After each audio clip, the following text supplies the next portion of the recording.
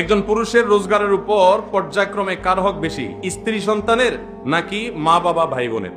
দেখুন, মা বাবার সাথে কারো কোনো তুলনা চলে না হক আদায় করার ক্ষেত্রে। হক আদায় মানে শুধু টাকা পয়সা খরচ করা না। আল্লাহ এবং তার রাসূল সাল্লাল্লাহু আলাইহি সাল্লামের পর সর্বোচ্চ শ্রদ্ধা পাওয়ার হকদার, সর্বোচ্চ ভালোবাসার হকদার কে? মা এবং বাবা। মা বাবার চাইতে বেশি ভালোবাসা পাওয়ার হকদার পৃথিবীতে আর কেউ, শ্রদ্ধার হকদার আর কেউ।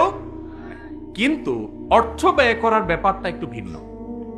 স্ত্রী যদি থাকে তাহলে প্রত্যেক স্বামীর উপরে কর্তব্য তার স্ত্রীর ভরণ পোষণের ব্যবস্থা করা। মা বাবার যদি টাকা পয়সার অভাব না থাকে, নিজেদের যা চেষ্টা দিয়ে তারা যদি চলতে পারেন, তাহলে শরীয়ত সন্তানের উপরে সন্তানের বাবা মার ভরণ পোষণ দেওয়াটাকে ফরজ করেনি। কথা কি বুঝতে পারছেন? কিন্তু মা বাবার প্রতি শ্রদ্ধা দেখানো, তাদের জন্য অর্থকড়ি নফল হিসাবেও খরচ করা, এটা আমৃত্যু, এমনকি মৃত্যুর পরেও করতে হবে, আজীবন করতে হবে, মৃত্যুর পরেও করতে হবে।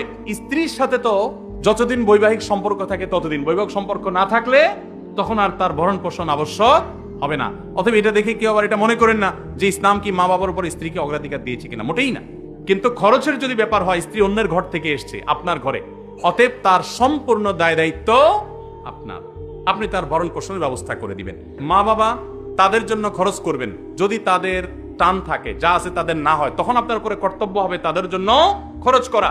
আপনি 10,000 টাকা ইনকাম করেছেন, মা বাবার কোনো ইনকাম সোর্স নাই, আপনি না দিলে তারা আর খেতে পাবে না, অন্য কোনো সন্তান নাই বা তারা দেয় না, তখন আপনি স্ত্রীর জন্য যদি 5,000 খরচ করেন, মা বাবার জন্য আপনাকে 5,000 খরচ করতে, 5,000ই খরচ করতে এমন কোনো কথা নেই, তাদের ভরণ পোষণের ব্যবস্থা করতে হবে।